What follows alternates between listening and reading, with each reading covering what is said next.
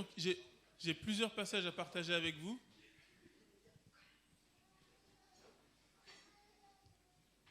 Donc, on va prendre Ézéchiel 37. On va commencer au premier verset. La main de l'Éternel fut sur moi. Et l'Éternel me transporta en esprit et me déposa dans le milieu d'une vallée remplie d'ossements. Il me fit passer auprès d'eux tout autour. Et voici, ils étaient fort nombreux. À la surface de la vallée, ils étaient complètement secs. Il me dit, Fils de l'homme, ces eaux pourront-ils revivre?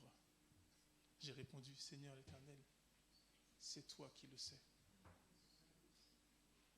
Il me dit, prophétise sur ces eaux, dis-leur, ossements desséchés, écoutez la parole de l'Éternel.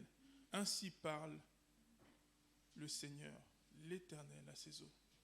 Voici, je vais faire entrer en vous un esprit et vous vivrez. Je vous donnerai des nerfs, je ferai croître sur vous de la chair, je vous couvrirai de peau, je mettrai en vous un esprit et vous vivrez. Et vous saurez que je suis l'Éternel. Et je prophétisais selon l'ordre que j'avais reçu. Et comme je prophétisais, il y eut un bruit. Et voici, il se fit un mouvement. Et les eaux se rapprochèrent les uns des autres. Et je regardais et voici, il leur vint des nerfs, de la chair crue, et la peau les couvrit par-dessus. Mais il n'y avait point d'esprit. Et il me dit, prophétise et parle à l'esprit. Prophétise, fils d'homme. Et dis à l'esprit, ainsi parle le Seigneur l'Éternel. Esprit, viens des quatre vents, souffle sur ces morts, et qu'ils revivent. Et je prophétisais selon l'ordre qu'il m'avait donné. Et l'esprit entra en eux. Ils reprirent vie. Ils se tinrent sur leurs pieds. C'était une armée nombreuse, très nombreuse. Ça, c'est un passage que la sentinelle a reçu pour ce matin. Le Seigneur veut nous parler. Soyons à l'écoute de ce qu'il veut faire. Il veut nous raviver, il veut nous donner des paroles. Seigneur, merci pour ce moment de partage, ce moment où nous sommes là pour être dans la présence les uns des autres, mais aussi pour entendre ta voix, encore une fois. Non pas que nous ne l'entendons pas tous les jours dans la semaine, mais nous voulons l'entendre d'une manière spéciale au milieu de ton assemblée. Qu'il est bon d'être au milieu de ton assemblée. Et Seigneur, tu nous parles d'ossements desséchés que tu veux ramener à la vie. Seigneur, il y a des situations désespérées que tu veux ramener à la vie. Il y a des choses que tu veux complètement changer et chambouler dans notre vie, Seigneur. Il y a des situations où que tu veux refaire surface. Tu le sais, Seigneur. Nous ne savons pas, mais toi, tu le sais. Alors nous mettons tout cela entre tes mains. Et tu parles à la fin d'une armée nombreuse, très nombreuse. Que ce soit notre partage, Seigneur. Nous avons peut-être commencé à genoux, mais nous finirons debout devant toi. Alors merci pour ce moment, merci pour ce que tu vas nous donner dans ce culte, Seigneur. Que chaque parole, que chaque chose soit faite pour l'édification de ton Église. Saint-Esprit, nous t'invitons, comme dans cette prophétie, viens des quatre vents et souffle sur nous, Seigneur. Je vous invite à rester dans cette atmosphère de prière, Seigneur, et de prendre ce que le Seigneur a pour chacun d'entre nous.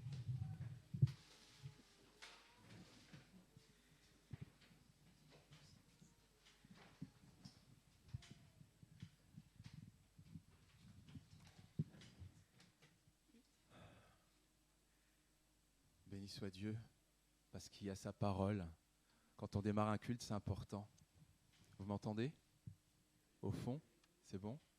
J'ai pas trop envie de pousser la voix là ce matin, donc voilà.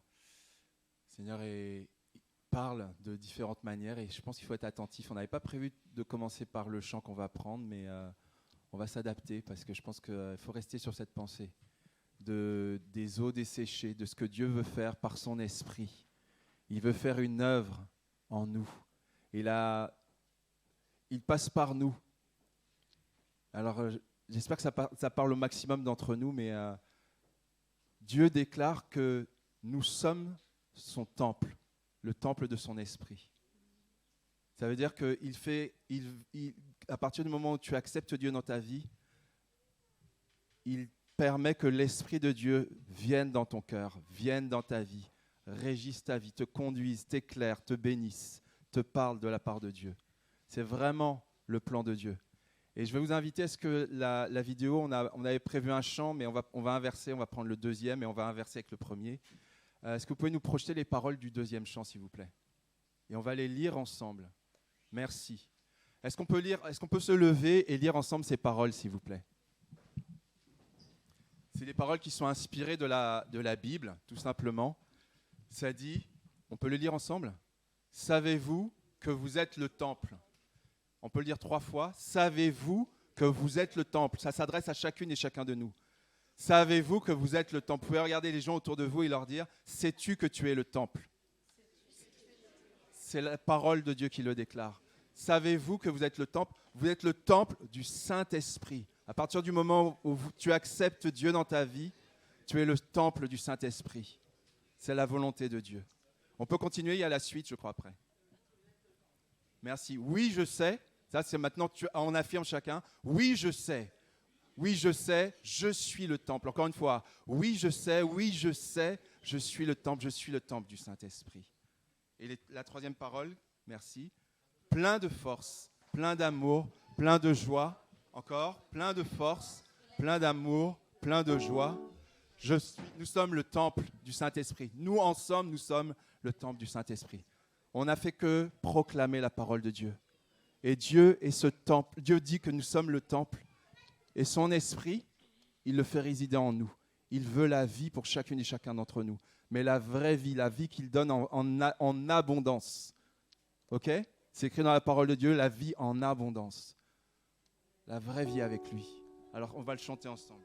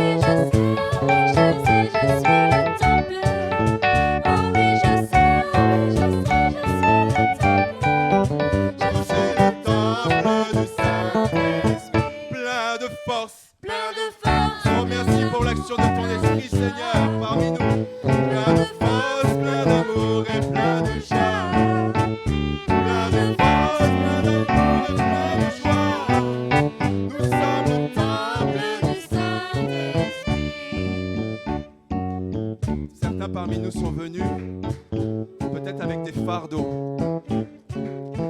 Alors pour qu'on soit en vérité, qu'on chante quelque chose qui corresponde à la réalité de nos cœurs. Vraiment, je t'invite à chanter ce chant avec foi, à dire je dépose mes fardeaux devant toi, Seigneur. Je veux recevoir ta vie. Je veux simplement recevoir ta vie parce que tu m'acceptes dans ta présence. Tu dis venez, vous tous qui êtes fatigués et chargés, je vous donnerai du repos. Mais je veux recevoir ton repos ce matin, Seigneur. Alors proclame ce chant. Savez-vous que vous êtes le temple? Savez-vous que vous êtes le temple? Savez-vous que vous êtes le temple? Vous êtes le temple du Saint-Esprit. Oui, je sais. Oh oui, je sais, oh oui, je sais, je suis le temple. Oh oui, je sais, je suis le temple. Oh oui, je sais, Oui, je sais, je suis le temple. Je suis le temple du Saint-Esprit. Toi la gloire, Dieu Saint. À toi l'honneur et la majesté, Dieu Saint. Nous voulons tourner les yeux vers toi, parce que c'est toi qui es l'auteur de toute grâce, de toute bénédiction, tout don parfait, tout don excellent viennent de toi, Seigneur Dieu Saint. Te bénissons, toi qui es le Père des Lumières, toi qu'il n'y a aucun changement et ombre de variation. Tu es saint, tu es merveilleux, Dieu Saint. Te bénissons. Alléluia.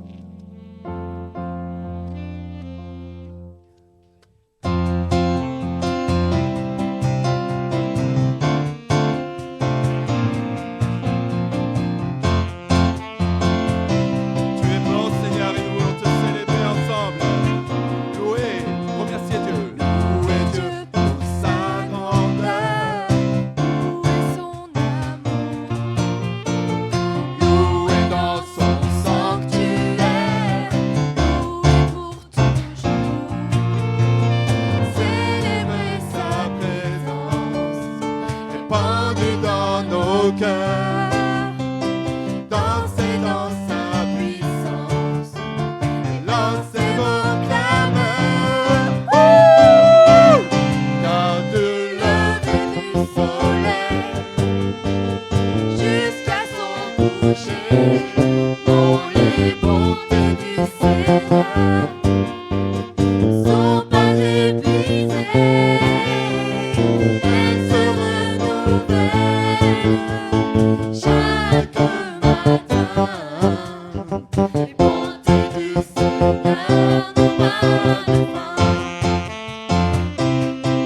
louer, louer dans Son Dieu, loué dans les cieux, Merci, nous voulons te louer avec les anges, Seigneur. sa fidélité, loué à jamais. Chantez, Chantez sa bienveillance, merci pour ta bonté. sa Merci pour ta grandeur, Seigneur. Entrez dans ses pas Avec reconnaissance, car de lever du soleil jusqu'à son coucher, dans les bontés du Seigneur ne sont pas épuisées, elles se renouvellent chaque matin. Les bontés du Seigneur n'ont pas de fin. lever du soleil, Car du lever du soleil jusqu'à son coucher, dans les bontés du Seigneur ne sont pas épuisées, elles se renouvellent chaque matin. Les bontés du Seigneur n'ont pas de fin. les bontés du Seigneur n'ont pas de fin. Bontés du Seigneur N'ont pas de fin. Voilà, tu es tout puissant. Merci pour ta fidélité, Seigneur. Nous voulons proclamer encore ta fidélité. Nous proclamons ta fidélité, Dieu Saint, contre toute apparence, Seigneur. Tu es glorieux, tu es saint. Tu es glorieux, tu es saint contre toute apparence. Quoi que me dise mon cœur, je proclame encore ce matin que tu es vivant, que tu es agissant, que tu es glorieux, que tu es saint. Je t'honore et je te loue, je te bénis, Dieu saint. Quoi que me disent les apparences, quoi que me dit mon cœur, tu es vivant et agissant. Quoi que j'entende autour de moi, tu es vivant et agissant. Tu es glorieux. Je proclame et je prends position pour dire que tu es mon Dieu. Tu es souverain, tu es saint, tu es bon, c'est ta nature. Et même si je ne comprends pas tout, Seigneur Dieu Tout-Puissant, toi tu es bon, tu es saint, tu es glorieux. Je dépose à mes pieds tout fardeau, Seigneur Dieu Tout-Puissant. Et je veux tourner les yeux vers toi ce matin. Nous déposons tout fardeau et nous tournons les yeux vers toi pour t'honorer, te célébrer. Parce que s'il y en a un qui nous soutient, c'est bien toi. S'il y en a un qui est fidèle, c'est bien toi. S'il y a un qui est tout puissant, qui peut tout comprendre, c'est bien toi, Seigneur. Nous t'honorons, nous te bénissons. Dieu très saint, Dieu de grâce. Alléluia. Béni soit Dieu. Béni soit le nom de Dieu. Béni soit Dieu tout-puissant, notre Dieu qui nous aime. Alléluia. Alléluia, Dieu saint. À toi.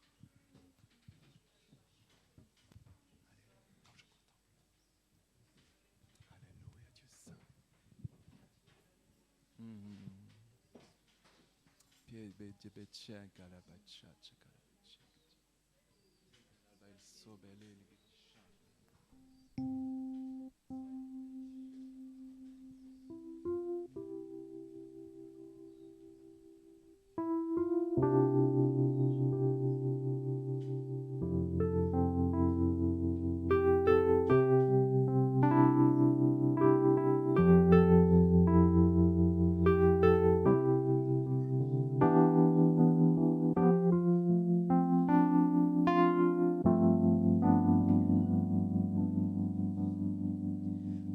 Quand je contemple ta sainteté et quand je contemple ta beauté et quand toutes les choses pâlissent à ta lumière, quand j'ai trouvé la joie près de ton cœur, quand je m'enveloppe de ton amour, et quand toutes Toi la les louange, Seigneur Dieu choses saint. pâlissent à ta lumière. Je t'adore, mon Dieu, je t'adore. Oh, je t'adore. Oh Oui, je t'adore.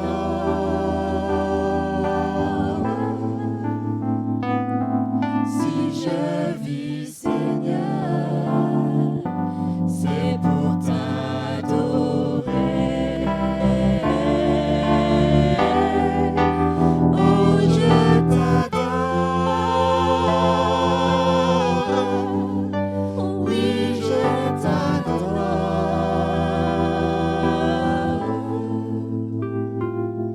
Si je vis, Seigneur, c'est pour t'adorer. Je vous invite à reprendre avec moi ce couplet qui dit quand je contemple ta sainteté et quand je contemple ta sainteté et quand je contemple ta beauté Alléluia, Seigneur Dieu saint.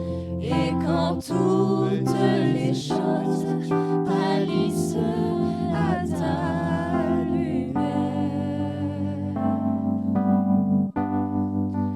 quand j'ai trouvé la joie près de ton cœur, quand je m'enveloppe de ton amour, et quand toutes les choses pâlissent à ta lumière. Je ne peux que t'adorer, mon Dieu. Oh, je t'adore. Oui, je t'adore.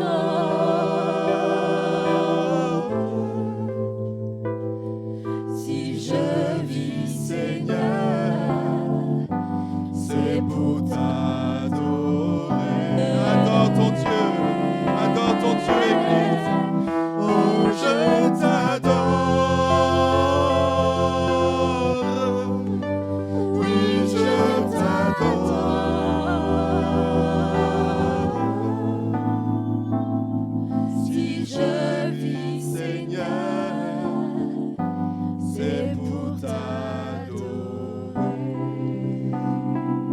ces chants, en fait, j'aimerais que nous fassions tous un temps de contemplation. C'est pas comme moi, je sais, mais je veux qu'on prenne le temps d'admirer Dieu, d'avoir les yeux gardés sur lui, afin que vous puissiez constater vous-même sa puissance, sa gloire, sa force. Et si jamais vous ne vous sentez pas digne ou trop ébloui par sa lumière, alors vous pouvez également contempler derrière vous, symboliquement parlant, je veux dire, mais ce que je veux dire par là, c'est voilà, regardez, contemplez derrière vous, constatez la vie qu'il a faite pour vous, le chemin Seigneur, que vous avez merci pour ta parcouru grâce. avec lui. Et là, vous pourrez constater que Dieu vous adore et Dieu qu'il a un vous aime. plan bien précis Dieu pour nous vous, aime, Dieu qu'il ne nous vous a aime. pas abandonné. Merci, tu nous Et que aimes. si vous êtes là aujourd'hui, c'est pour l'adorer.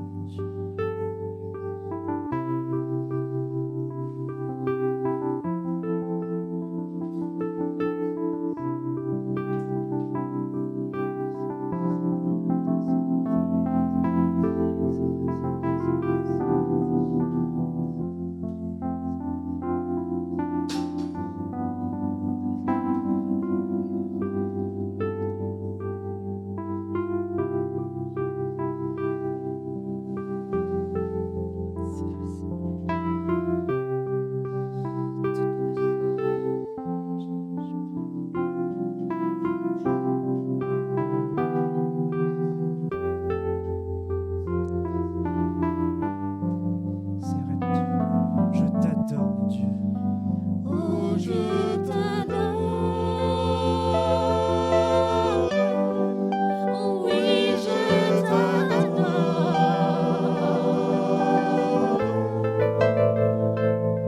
Si je vis, Seigneur, c'est pour t'adorer.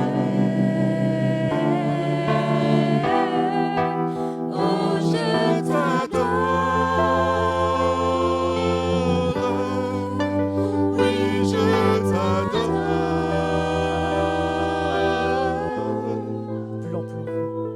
Si je vis, Seigneur, c'est pour t'adorer.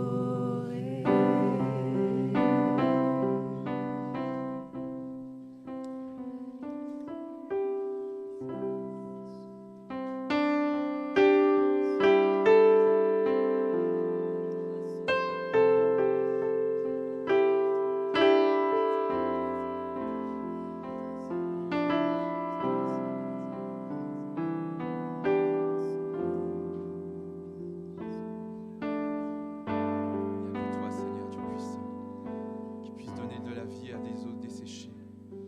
Il n'y a que toi, Seigneur mon Dieu, qui puisse venir habiter en nous, Seigneur, et déclarer que nous sommes ton temple, alors que nous, en nous regardant des fois, on se dit, mais on n'est vraiment pas digne, Seigneur Dieu saint. Mais nous voulons t'adorer, te contempler toi. Pas nous contempler nous, mais te contempler toi, parce que tu es digne, tu es beau, tu es saint, tu es merveilleux. Ton Église est venue t'adorer ce matin.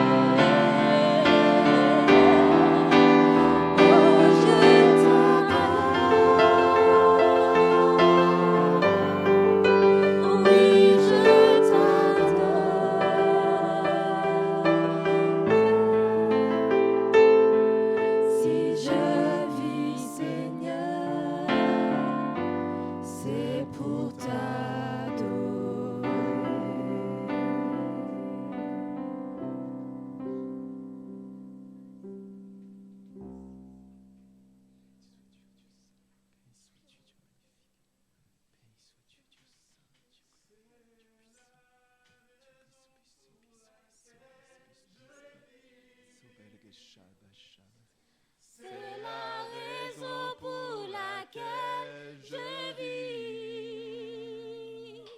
C'est la raison pour laquelle je vis.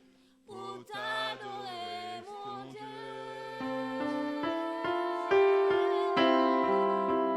C'est la raison pour laquelle je vis. C'est la raison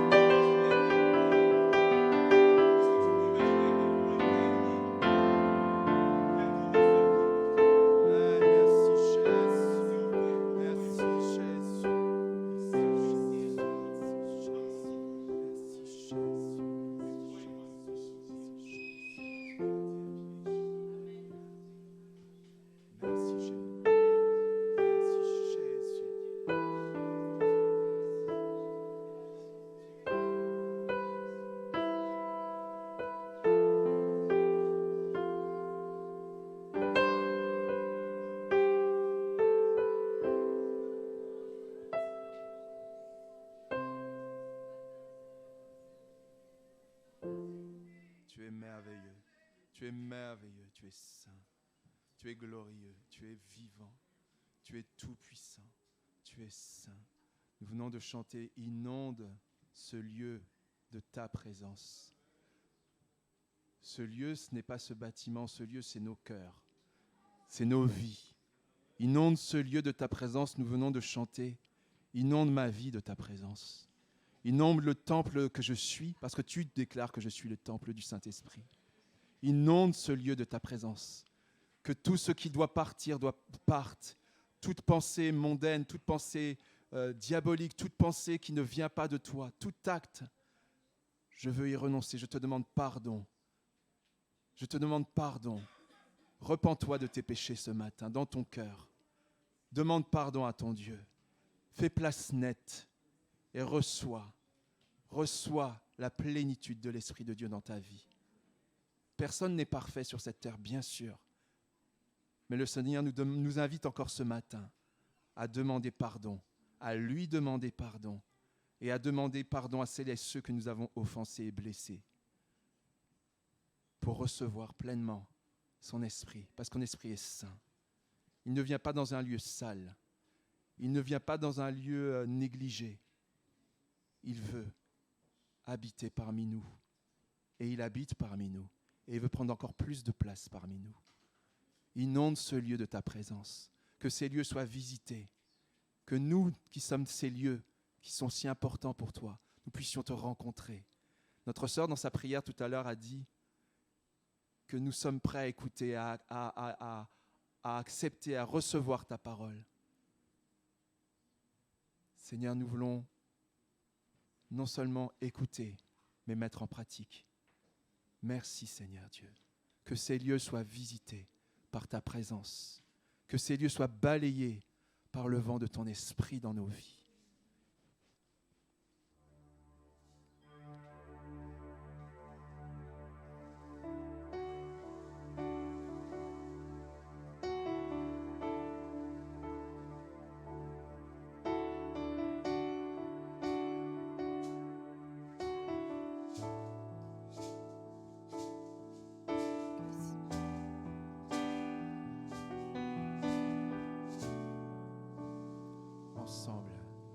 Que ces lieux soient visités par ta sainte présence. Que ces lieux soient balayés par le vent de ton esprit. Lève-toi de ton saint lieu et descends au milieu de nous. Pose sur nous des langues de feu. Verse ton onction sur nous. Que ces lieux soient visités par ta sainte présence. Que toute ombre soit chassée par ta lumière éclairée dans ta main. Tiens-nous cachés, garde-nous au creux du rocher. Lorsque tu passeras parmi nous, que ta bonté soit proclamée. Que ces lieux soient visités par ta sainte présence. Que ces lieux soient les témoins de l'action de ton esprit dans ta gloire. Viens maintenant. Viens Seigneur, viens parmi nous. Unis-nous en cet instant.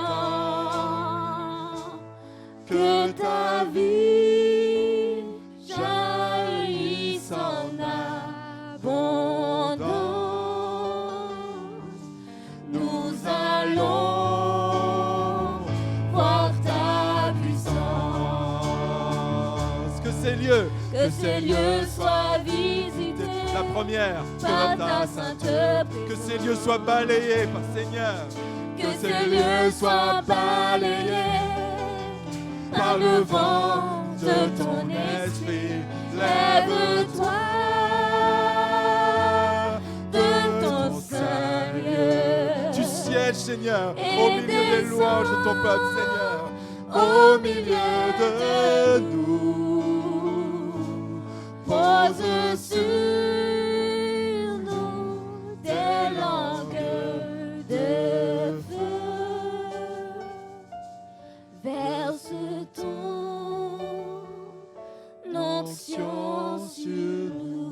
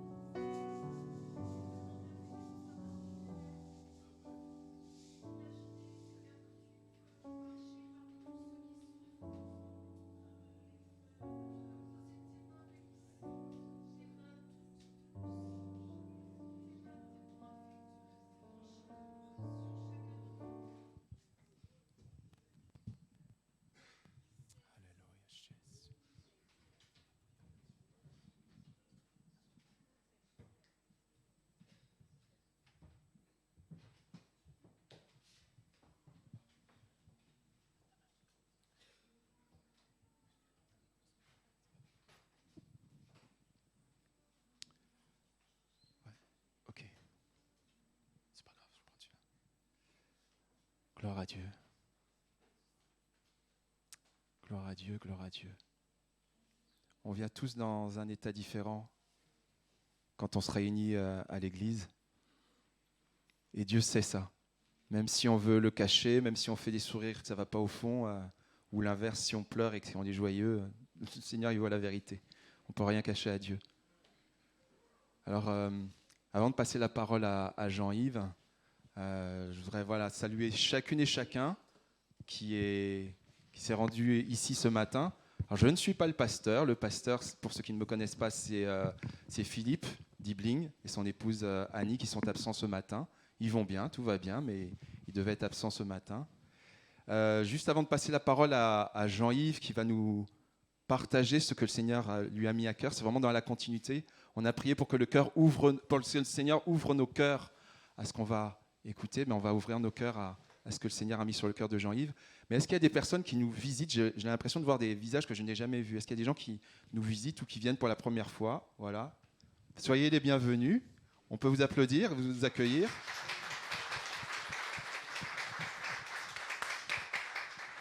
C'est quoi vos prénoms ? Josias, c'est dans la Bible ça ? Ouais, c'est un prénom de la Bible ça, c'est direct. Ok. Et ta fille Eliana ? Liana ? Je ne sais pas si c'est dans la Bible, mais peut-être. Peut-être. Ok. Et toi ? Lucinda. C'est portugais ça ? Ah, Samuel et Juliette, merci. Ok, super. Soyez les bienvenus. Soyez les bienvenus. Vraiment, que Dieu vous bénisse richement. Est-ce qu'il y a quelqu'un d'autre ? J'ai loupé personne, c'est bon ? Ok, il y a des habitués. Dès que vous venez 2 fois, vous êtes déjà habitués. Hein. Moi, je ne te salue pas encore, hein, Christophe. Hein. Tu es habitué. Eh bien, Jean-Yves, à toi. On t'écoute.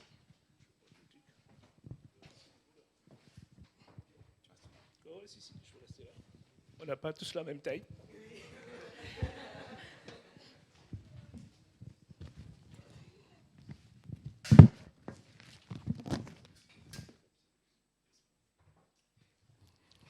J'espère que vous allez bien et que Dieu a déjà commencé à vous faire du bien. Le titre de mon message ce matin, je ne le vois pas, c'est « Jésus vient te rencontrer ». J'aimerais qu'on se mette debout et qu'on prie Dieu Que ce matin, la parole de Dieu me parle. Que la parole de Dieu me fasse du bien. David disait que ta parole est une lampe à mes pieds et une lumière sur mon chemin. Alors que ce matin, le Saint-Esprit puisse nous conduire dans toute la vérité. Au-delà de ce que je vais dire, mais que vraiment ce soit le Saint-Esprit qui nous parle. On peut prier tous ensemble et lever la voix ensemble et dire, Seigneur, parle à mon cœur ce matin. Tu connais mon besoin, tu sais ce dont j'ai besoin. Viens me rencontrer là où je suis. Seigneur, nous voulons nous remettre entre tes mains. Viens nous rencontrer ce matin. Sur le chemin là où nous sommes, Père. Peut-être au début, peut-être au milieu ou à la fin.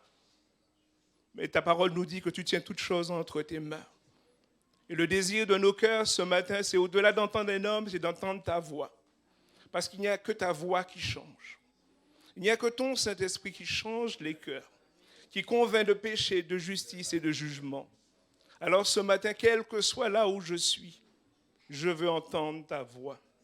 Je veux te rencontrer et te laisser toute la place dans mon cœur. Amen.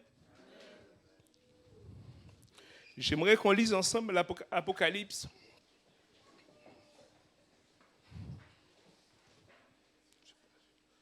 Je ne sais pas si...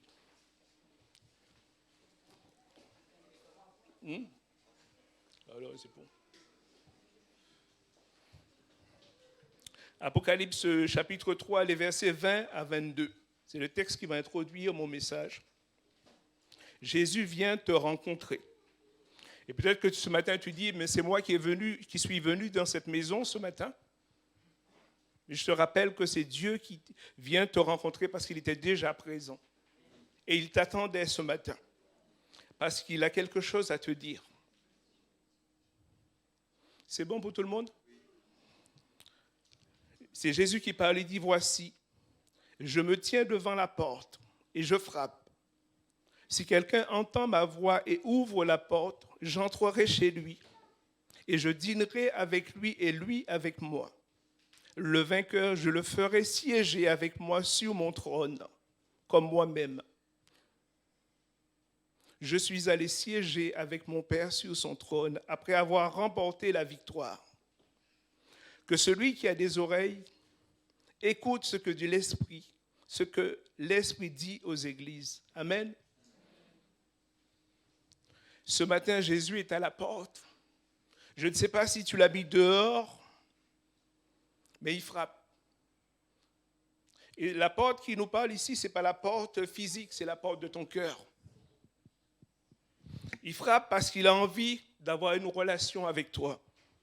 Il frappe parce qu'il a envie de te rencontrer ce matin.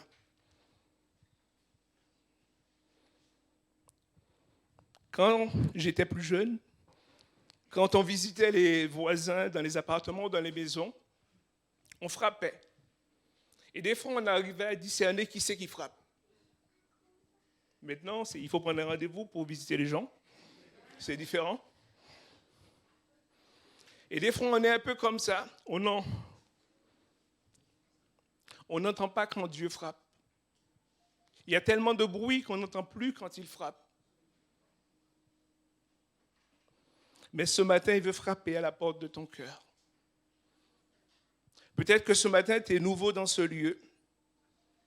Et Dieu te dit, je frappe à la porte de ton cœur parce que ça fait longtemps que tu me recherches. Ça fait longtemps que tu es en chemin, cherchant des solutions à ta vie. Et peut-être que tu es chrétien depuis des années. Avec tout ce que tu as vécu, avec tout ton arrière-pensée, tu n'entends plus la voix de Dieu. Tu n'entends plus quand il frappe.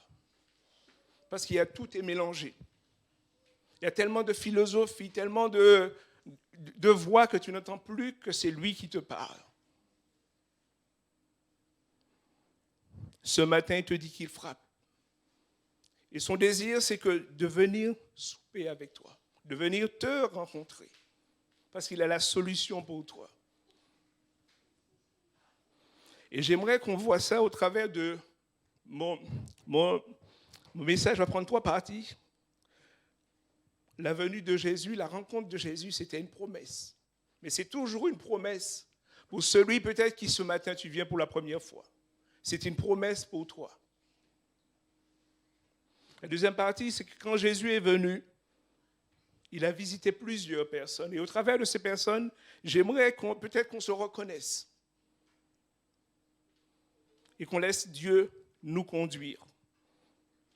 Et la dernière partie, c'est simplement pour dire, cette rencontre est une rencontre qui m'engage à rencontrer aussi les autres. Parce que je suis l'exemple du Maître.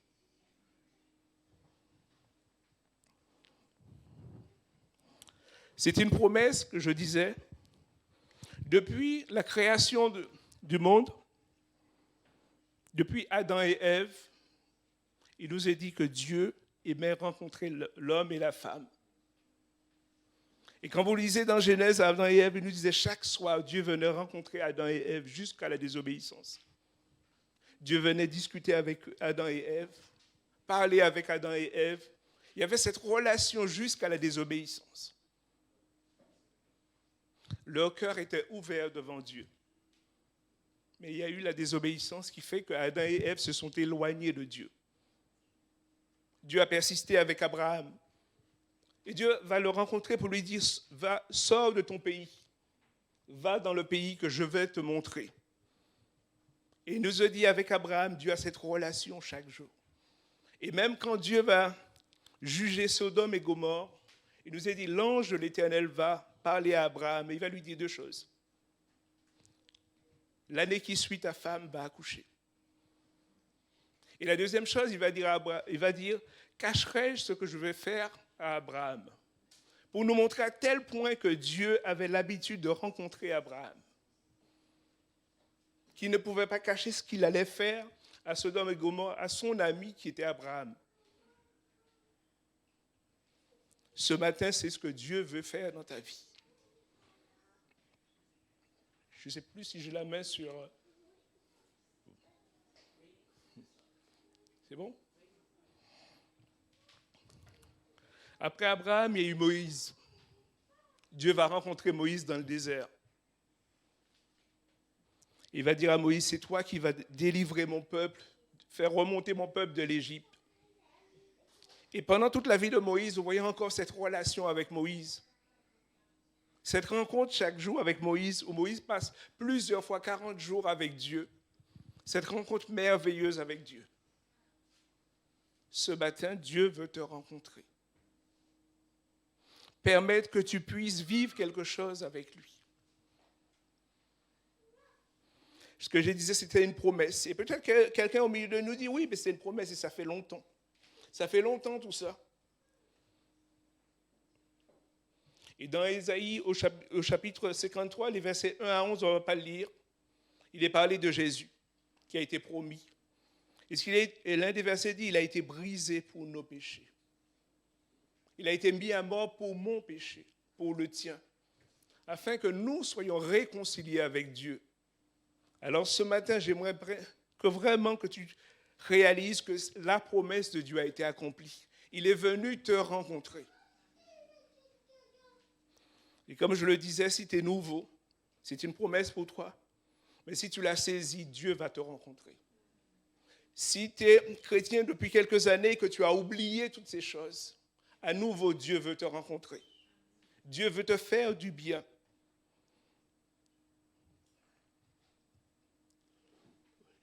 Je ne vois pas. J'essaie de tourner. Excusez-moi. Non, mais c'est pour moi. C'est pas bon. C'est bon. C'est plus simple.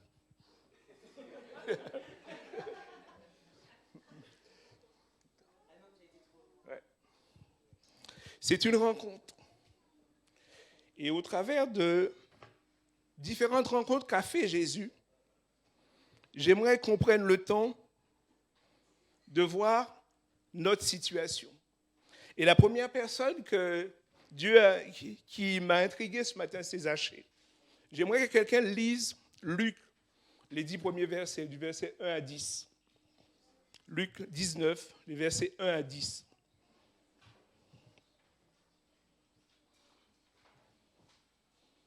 On ne va pas lire tous les passages parce qu'il y en a qui sont très longues.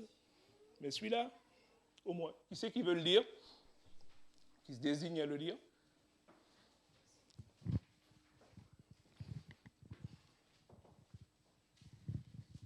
Plusieurs personnes ont entrepris de composer un récit des événements à 19. Ah, d'accord.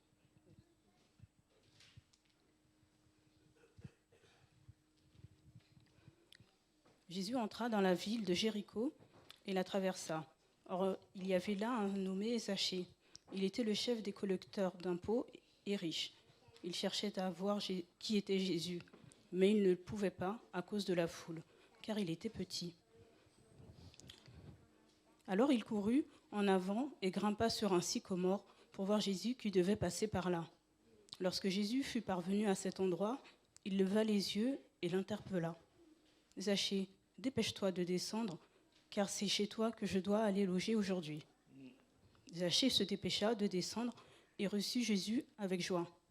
Quand les gens virent cela, il eut un murmure d'indignation. Ils disaient, « Voilà qu'il s'en va loger chez ce pécheur. » Mais Zachée se présenta devant le Seigneur et lui dit, « Seigneur, je donne la moitié de mes biens aux pauvres, et si j'ai pris trop d'argent à quelqu'un, je lui rends 4 fois plus. » Jésus lui dit alors, « C'est bon ? Aujourd'hui, le salut est entré dans cette maison, parce que cet homme est lui aussi un fils d'Abraham. Car le Fils de l'homme est venu chercher et sauver ceux qui étaient perdus. » Amen.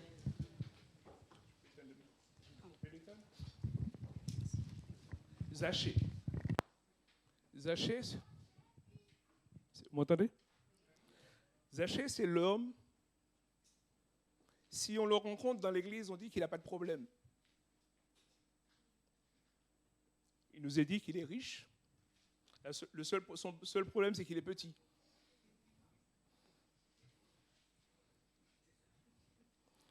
Il est riche, il ressemble peut-être à quelqu'un qui vient ce matin dans ce lieu, qui dit, moi, je n'ai pas besoin de Dieu. J'ai réussi ma vie. J'ai de l'argent. Tout va bien. Mais le problème de Zachée, ce n'est pas l'argent. Ce n'est pas la santé. Parce que des fois, les gens, quand ils nous entendent raconter notre témoignage, ils disent, ouais, c'est normal que tu vas à l'église parce que tu es malade. C'est normal que tu vas à l'église parce que tu as des problèmes. Mais Zachée n'a pas de problème. Zachée va bien extérieurement. Et ce matin, peut-être qu'au milieu de nous ou sur Internet, tu dis, mais moi, je vais bien, je n'ai pas de problème, je n'ai pas besoin de Dieu.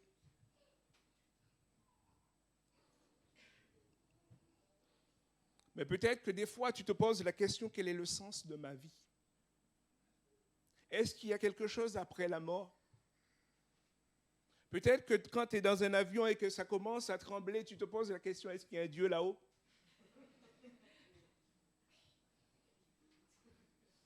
Quand il y a un accident et que tu frôles la mort, tu penses au Dieu. Extérieurement, tu n'as pas de problème. Mais ce matin, c'est ton cœur que Dieu veut. Ce matin, Dieu veut faire la place dans ton cœur. Il nous a dit que Zachée, c'est un collecteur d'impôts. Il était chargé par les autorités romaines de récupérer les impôts sur le peuple. Donc c'est normal que quand Jésus est entré chez lui, les gens disaient, mais il exagère. Il aurait pu aller chez quelqu'un d'autre. Mais Jésus ne s'est pas trompé. Zachée a besoin de rencontrer Jésus. Même si extérieurement, tout va bien. Mais à l'intérieur de son cœur, il a besoin de cette rencontre avec Dieu. Ce matin, peut-être qu'à l'extérieur, tout va bien. Mais dans ton cœur, il y a des problèmes que tu n'oses pas dire. Il y a des choses que tu n'oses pas dire. Et c'est pour cela que Jésus est venu. Pour guérir ce qu'il y a dans ton cœur. Peut-être l'amertume, peut-être la rancune, le manque de pardon. Le manque d'honnêteté, parce que quand tu nous disais que Zachée était riche, c'est que des fois il prenait un peu plus.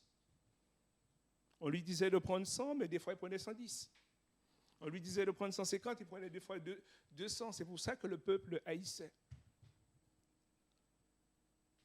Ce matin, ton problème peut-être n'est pas la drogue, l'alcool, tout ça. C'est qu'il y a dans ton cœur l'honnêteté, le manque d'honnêteté.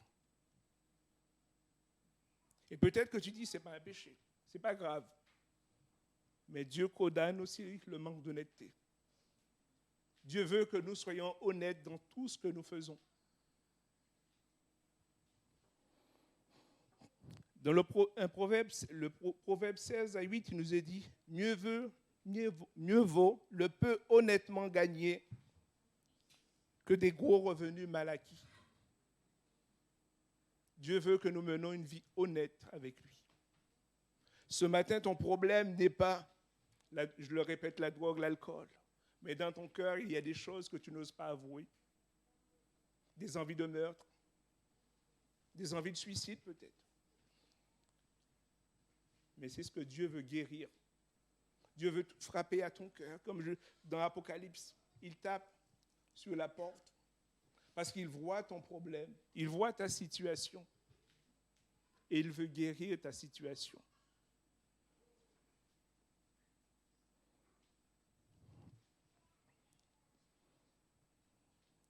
Et peut-être que le peuple critiquait Zachée en disant oui, mais c'est un collecteur d'impôts.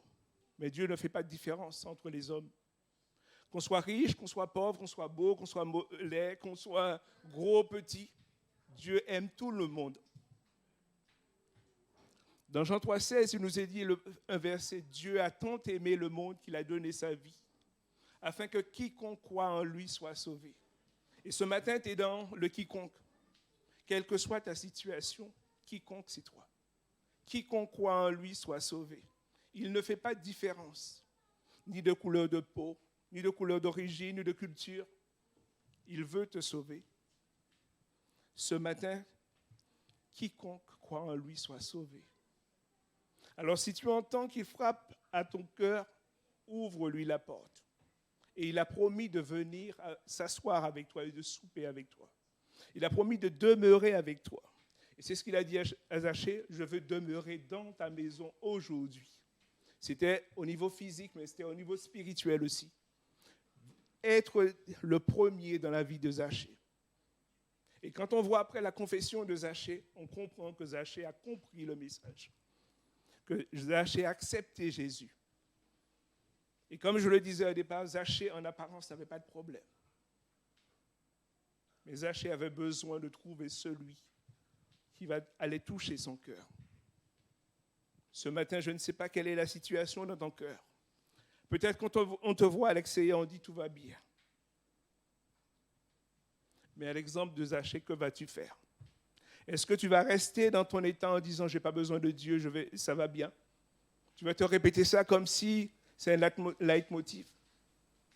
Ou tu vas prendre conscience que tu as besoin que Jésus vienne donner un sens à ta vie?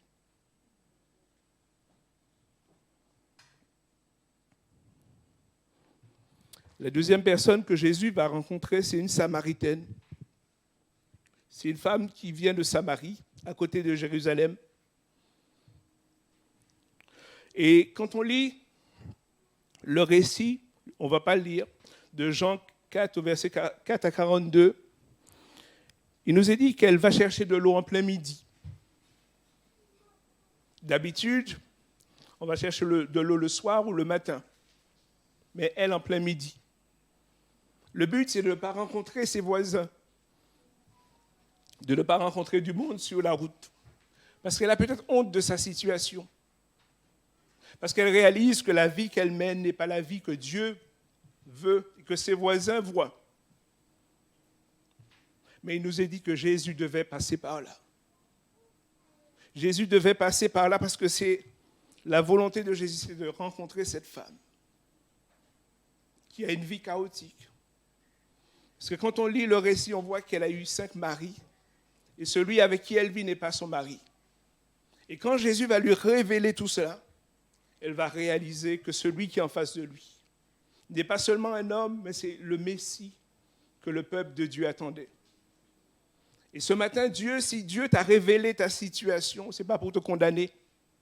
Si tu as entendu ce matin une prophétie qui te dit de te réconcilier avec Dieu, ce n'est pas pour te condamner. C'est pour que tu puisses mettre ta vie en règle avec Dieu. Quand tu viens dans l'église n'est pas là pour te juger. Même si Dieu te parle par une prophétie ou autre, ou par sa parole, quand tu viens dans l'église, Dieu est là pour ramener tout ce qui est négatif et le faire remonter, te délivrer, te libérer de toutes ces choses. Parce que son désir, c'est que tu lui appartiennes. Ce matin, si tu es comme la situation de cette femme samaritaine, dans d'autres situations, Dieu veut te délivrer. Dieu veut te guérir.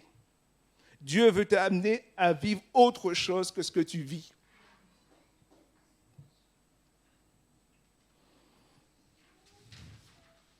Ce matin, accepte d'être réconcilié avec lui. Accepte d'être réconcilié avec le Dieu qui guérit, le Dieu qui délivre, le Dieu qui restaure, le Dieu qui rétablit.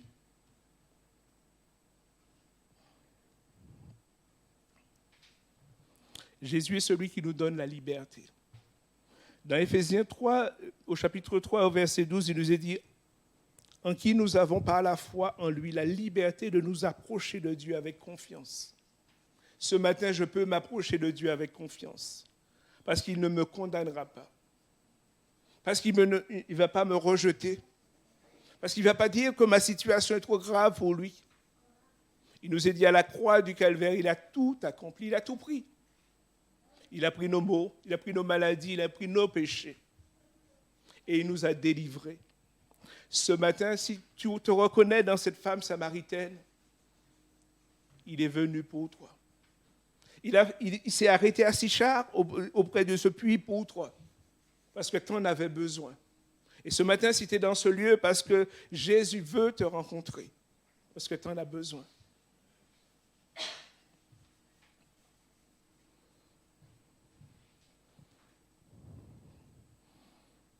La troisième personne que Dieu va rencontrer, c'est,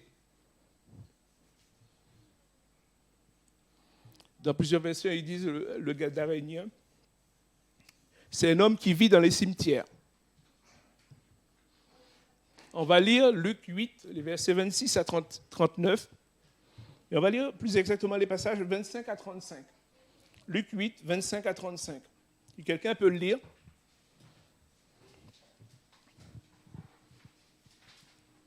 Le micro, il est là. Quelqu'un qui peut le lire?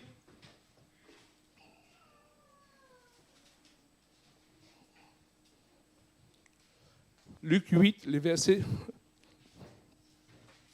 On ne va pas lire 26, on va lire 26 à 35. 26 à 35, Luc 8.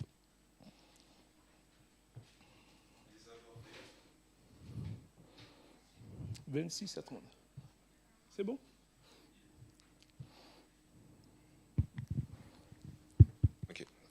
Ils abordèrent dans la région de Guérasa, située en face de la Galilée. Au moment où Jésus mettait le pied à terre, un homme de la ville qui avait plusieurs démons en lui vint à sa rencontre. Depuis longtemps déjà, il ne portait plus de vêtements et demeurait non dans une maison, mais au milieu des tombeaux. Quand il vit Jésus, il se jeta à ses pieds en criant de toutes ses forces. « Que me veux-tu, Jésus, fils du Dieu très haut? Je t'en supplie, ne me tourmente pas. » Il parlait ainsi parce que Jésus commandait à l'esprit mauvais de sortir de cet homme. En effet, bien des fois l'esprit s'était emparé de lui, on l'avait alors lié avec des chaînes et on lui avait mis les fers aux pieds pour le contenir. Mais il cassait tous ses liens, et le démon l'entraînait dans des lieux déserts. Jésus lui demanda « Quel est ton nom ?»« Légion, répondit-il, car une multitude de démons était entrée en lui. Ces démons supplièrent Jésus de ne pas leur ordonner d'aller dans l'abîme. Or, près de là, un important troupeau de porcs était en train de paître sur la montagne. Les démons supplièrent Jésus de leur permettre d'entrer dans ces porcs. Il le leur permit. Les démons sortirent donc de l'homme et entrèrent dans les porcs. Aussitôt, le troupeau s'élança du haut de la pente et se précipita dans le lac où il se noya.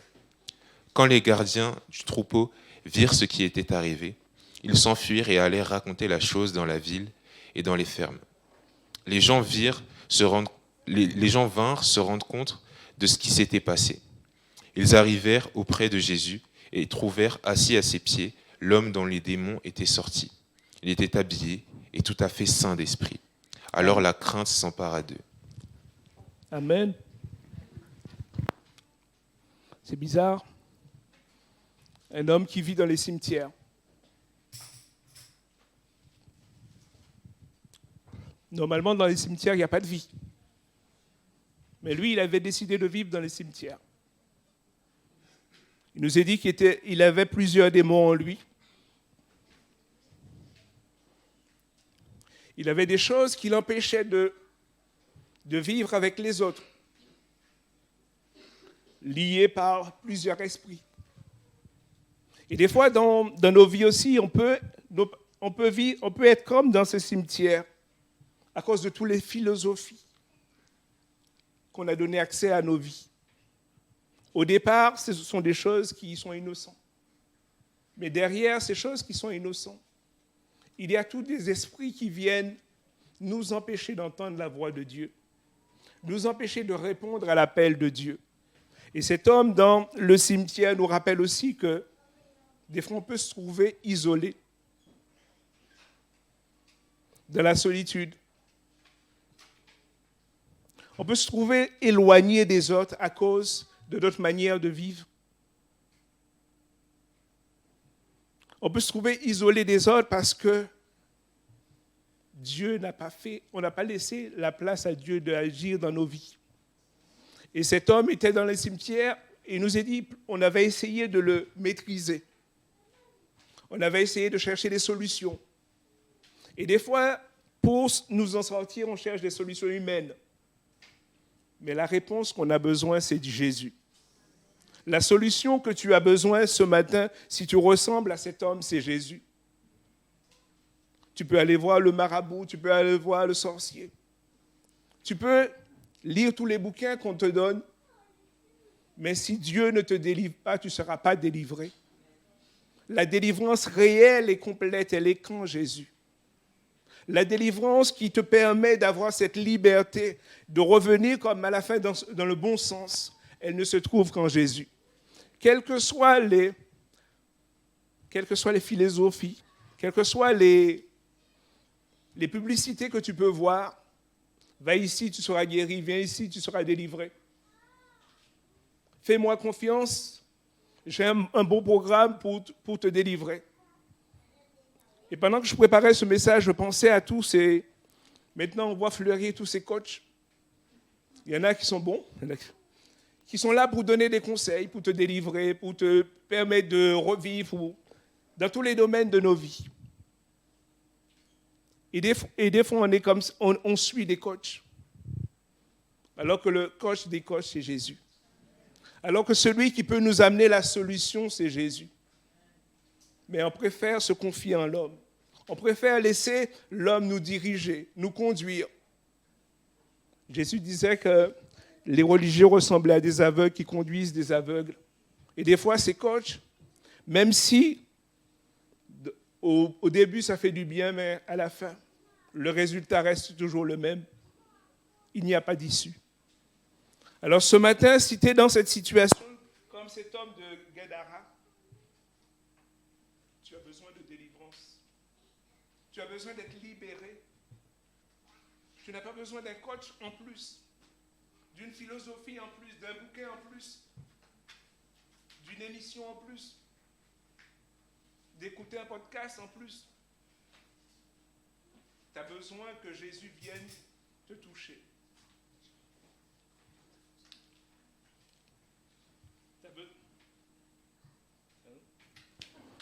Allô? Oui, c'est mieux. Tu as besoin que, je le disais, tu as besoin que Jésus vienne te toucher. Tu n'as pas besoin d'un coach en plus, ni d'un bouquin nouveau qui vient de sortir, ni de la dernière philosophie ou de la dernière révélation qu'on attend. Toutes les révélations ont été faites en Jésus-Christ. Il n'y en a pas d'autres. Ça ne sert à rien d'attendre la révélation qui va te changer. Si Jésus ne t'a pas changé, aucune révélation ne te changera. Ce matin, tu as besoin comme du Gadarénien de Jésus. Et il nous est dit à la fin, les gens vont le retrouver dans son bon sens. Parce qu'à chaque fois qu'on vient à Jésus, Jésus fait toujours la même chose. Il nous libère, il nous restaure, il nous guérit et il nous ramène dans notre bon sens. Et il nous ramène dans notre bon sens afin de marcher avec Dieu. Ce matin, tu as besoin de Jésus si tu es enchaîné.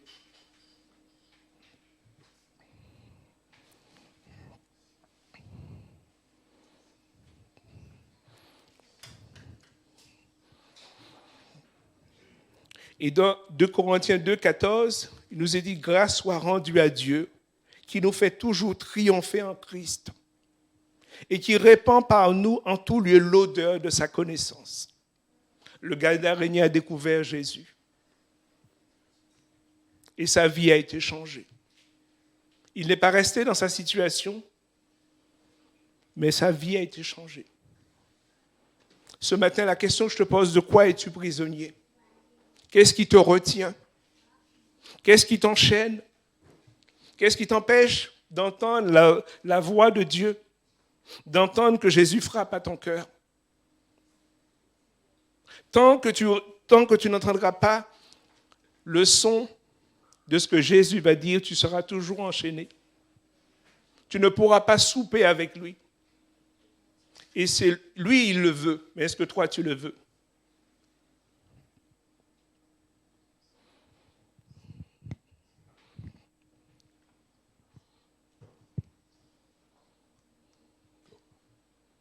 J'ai plus la main sur... Ah, c'est bon. Et la dernière partie du texte va nous parler de deux situations. La résurrection du fils de Jairus, de la fille de Jairus, tout à fait. Et pendant que Jésus va guérir, va ressusciter cette fille, au départ elle est malade, on l'appelle parce que la fille est malade. Mais pendant que Jésus va pour guérir cette fille, il y a une femme qui est malade qui va le rencontrer. Il nous est dit une femme atteinte d'une perte de sang depuis des années. Je ne sais pas quelle est ta maladie, quelle est ta situation. Mais s'il y a l'exemple de cette femme qui est là, qui est malade depuis des années, et quand on lit le récit qui est dans Luc, il nous est dit qu'elle a cherché des solutions partout. Elle voulait à tout prix la guérison. Mais le jour où Jésus va passer devant elle, elle va saisir cette occasion. Parce qu'elle a reconnu que Jésus est celui qui guérit. Elle a reconnu que sa maladie pouvait être guérie ce jour-là. Elle ne s'est pas contentée de regarder de loin, mais elle s'est approchée de Jésus. Ce matin, quelle que soit ta maladie, approche-toi de Jésus. Laisse entrer Jésus dans ta vie. Peut-être que tu seras guéri instantanément, mais ou peut-être que ça prendra un peu plus de temps. Mais c'est Dieu qui décide, il fait toutes choses comme il veut. Mais la Bible nous dit qu'il fait toutes choses à merveille, même si ça prend du temps.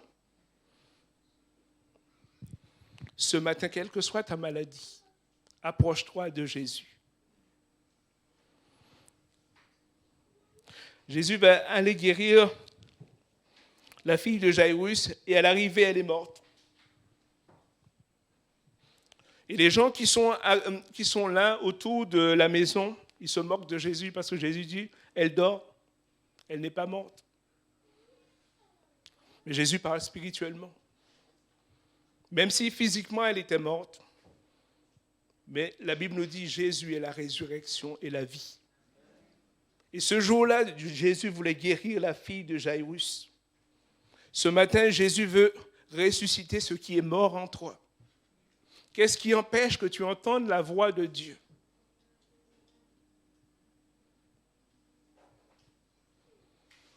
Qu'est-ce qui empêche que tu entendes la voix de Dieu? Peut-être qu'il y a des choses qui sont mortes en toi. Tu n'entends plus la voix de Dieu. L'Esprit de Dieu en toi est éteint. La présence de Dieu en toi est éteinte. Tu viens à l'église par habitude, par routine. Mais tu n'entends plus la voix de Dieu. Ce matin, il te dit qu'il frappe à la porte. Et à nouveau, il veut que tu entendes sa voix. Il veut ressusciter ce qui est mort en toi. Il veut ressusciter ce que tu as enseveli. Et c'est peut-être toi qui as enseveli sa voix. Tu as couvert sa voix parce que sa voix te dérangeait. Mais ce matin, il veut ressusciter ce qui est mort en toi. Il veut ramener à la vie sa présence dans ta vie. Cela dépend de toi. Parce que lui, il frappe et il est à la porte. Et il attend, il nous a dit, il attend. Et jusqu'à la fin, il va insister parce qu'il sait que nous avons besoin d'entendre sa voix pour changer. Qu'est-ce qui a besoin d'être ressuscité en toi ce matin? Pose-toi la question. Et la réponse est en Jésus. Voici, je me tiens à la porte et je frappe. Si quelqu'un entend ma voix et qu'il ouvre, j'entrerai avec lui, je souperai avec lui. Ce matin, Dieu veut venir dans ta vie. Il veut guérir, il veut ressusciter. Il veut ranimer son esprit en toi. Et il est le seul capable de le faire. Quelles que soient les religions que vous allez voir, le seul qui nous présente une relation avec Dieu, c'est Jésus. Il n'y a que Jésus qui nous permet d'avoir une relation avec Dieu. Ce matin, qu'est-ce qui t'empêche d'entendre la voix de Dieu?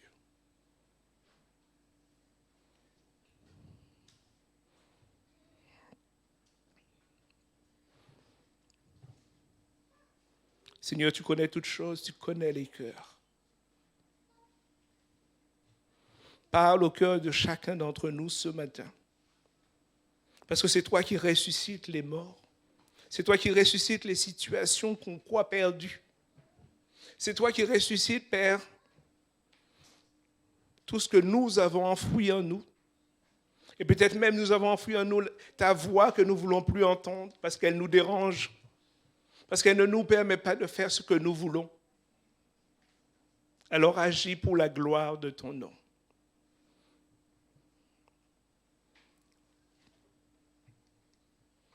La dernière partie de mon message, c'est Jésus est venu nous rencontrer et nous demande de rencontrer aussi les autres.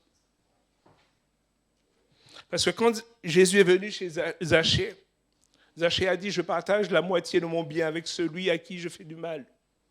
Quand Jésus a rencontré le Gadarénien, il nous a dit après, il a été dans toute sa famille et il a annoncé l'évangile. Ce matin, quand Jésus me rencontre, c'est pour qu'après j'aille rencontrer les autres. Non pas leur donner des leçons, mais simplement leur dire ce que Jésus a fait dans ma vie. Parce que la rencontre de Jésus dans ma vie permet aux autres de voir que Jésus est tout-puissant, qu'il est le Seigneur dont j'ai besoin. Ce matin, je répète, Dieu me demande, une fois qu'il m'a rencontré, d'aller rencontrer les autres.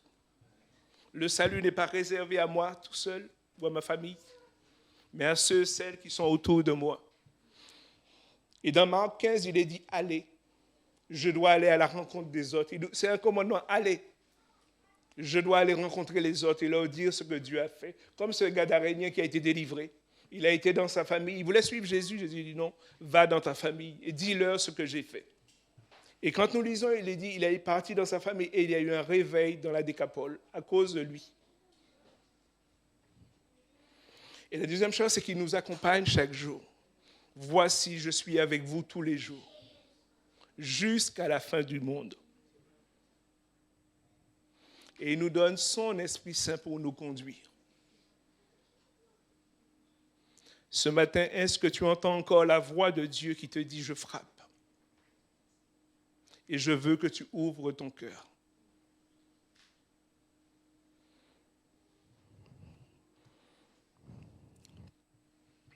Si ce matin tu veux donner ta vie à Jésus, tu veux répondre à cet appel, je vais simplement te dire de lever la main et on va prier pour toi. Si c'est ton désir ce matin que Jésus touche ton cœur, quelle que soit ta situation, tu lèves la main et on va prier pour toi.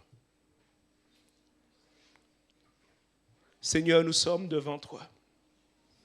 Nous sommes devant toi, Père. Tu connais tous ceux, celles qui sont dans ce lieu et qui ont besoin de toi. Je le répète, si ce matin tu as envie de rencontrer Jésus, tu lèves ta main simplement et on va prier pour toi. Seigneur Jésus, merci pour notre sœur qui a besoin de ta grâce. Toi seul es capable de la visiter, Père. Toi seul es capable de la bénir ce matin. Toi seul es capable de toucher son cœur, de frapper à nouveau à son cœur, ou de continuer à frapper à son cœur. Mais nous te prions qu'elle entende ta voix, qu'elle entende quand tu frappes dans son cœur, que les bruits qui sont à côté se taisent et qu'il n'y a que le son de ta voix qui puisse l'aider, qui puisse la bénir. Ce matin, glorifie ton nom dans sa vie. Amen, Jésus. J'aimerais aussi laisser la place à quelqu'un peut-être qui est malade ou qui passe par des moments difficiles et qui dit ce matin, j'ai besoin que tu me guérisses. J'ai besoin que tu me délivres. J'ai besoin que tu me restaures. Si c'est votre situation, vous levez la main et on prie pour vous. Jésus, merci. Merci, Jésus. Béni soit ton nom.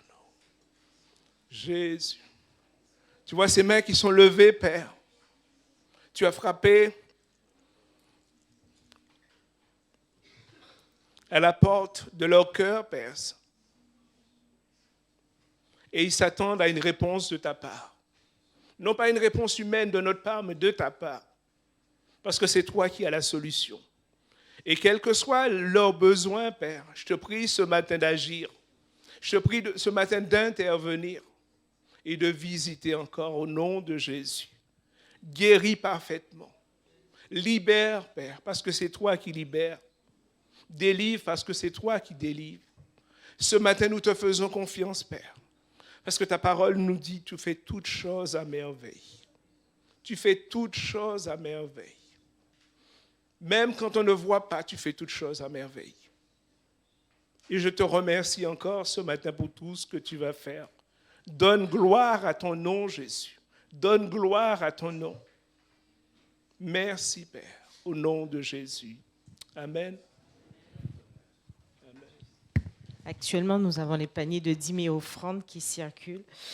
C'est aussi une forme d'adoration, une forme de dire à Dieu merci de ce que tu m'as confié et je te le donne à mon tour. Alors, juste pour vous rappeler que nous arrivons sur notre dernière semaine pour la collecte de jouets.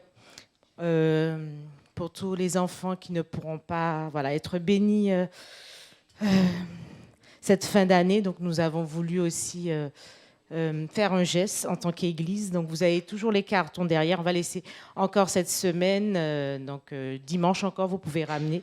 Et après, ce sera plus possible puisque la campagne, c'est pour le mois de novembre. Non, novembre. Novembre, mais on va les donner en décembre. C'est bien ça. Brigitte, est-ce que je peux te laisser? Par contre, il faut que tu sois concis et précise. Concernant les lunettes pour l'organisation missionnaire. Oui, tu peux venir avec moi.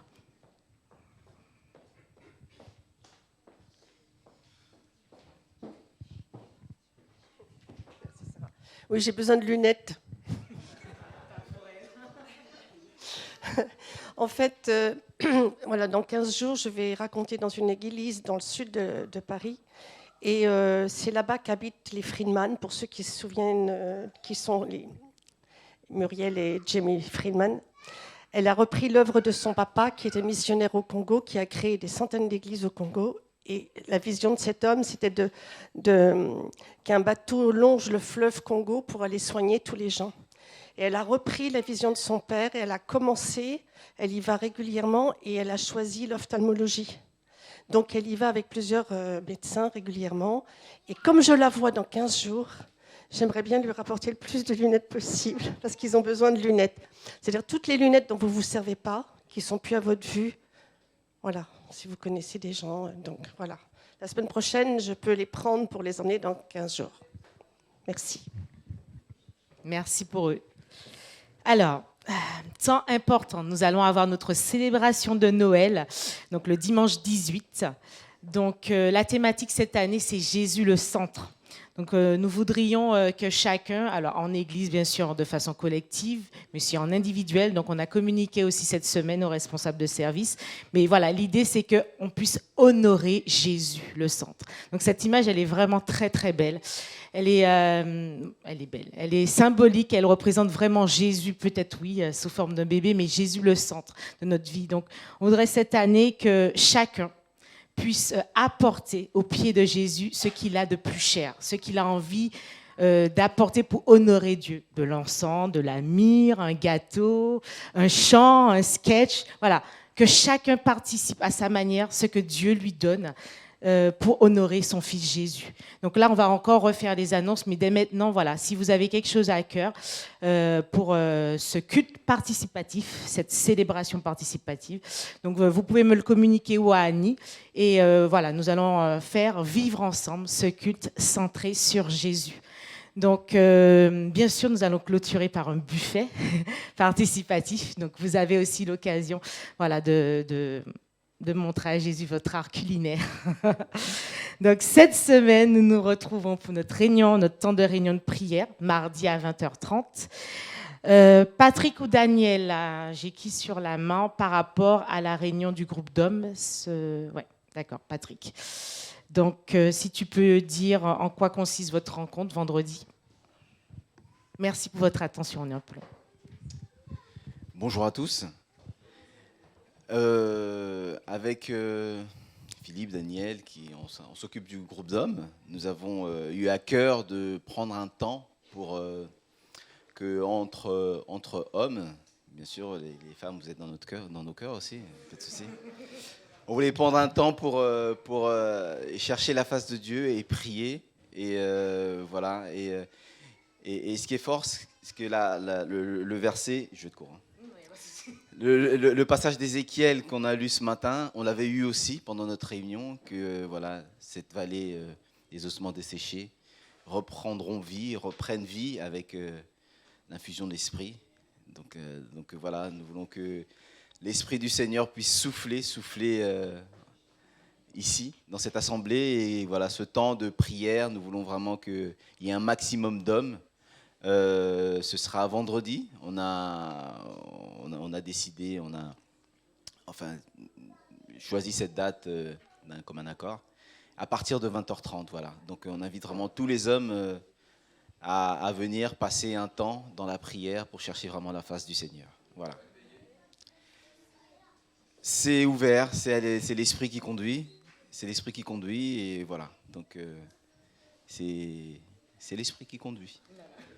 C'est tout, il n'y a plus rien d'autre à ajouter. Merci. Merci Patrick. Samedi, le groupe de jeunes se retrouve à 19h. Est-ce qu'il y a un visuel? Non. D'accord. Et dimanche, nous nous retrouvons pour notre culte à 10h30. Est-ce qu'on peut se lever pour prier? Voilà.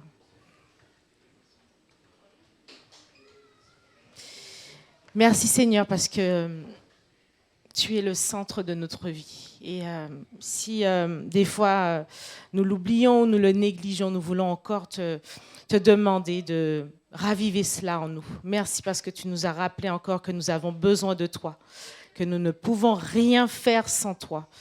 Nous avons beau chercher des solutions ailleurs, mais tout doit nous ramener à toi. Tu es la source de la vie. Tu fais toutes choses à merveille. Merci de nous rappeler encore que ton temps n'est pas le nôtre. Des fois, les choses sont instantanées. D'autres fois, ça prend un peu plus de temps parce que tu veux aussi faire les choses avec nous. Nous amener à un endroit que de nous-mêmes, nous n'aurions pas pu aller. Merci de nous aider à te refaire confiance d'une façon quotidienne et que chaque temps passé avec toi soit une source d'abondance, quelque chose de recherché, quelque chose de profond. Nous avons besoin de toi. Nous avons besoin de toi dans tous les domaines de notre vie. Nous ne pouvons rien faire sans toi. Et que ce ne soit pas seulement un leitmotiv, mais vraiment que ce soit quelque chose de juste, quelque chose de clair, quelque chose d'évident. Tu es la source de notre vie. Tu es ce qui nous procure une vraie joie, une paix profonde, une allégresse sans fin. Merci parce que tu es la vie éternelle. Tu nous donnes la vie éternelle. Et avec toi, tout est grâce.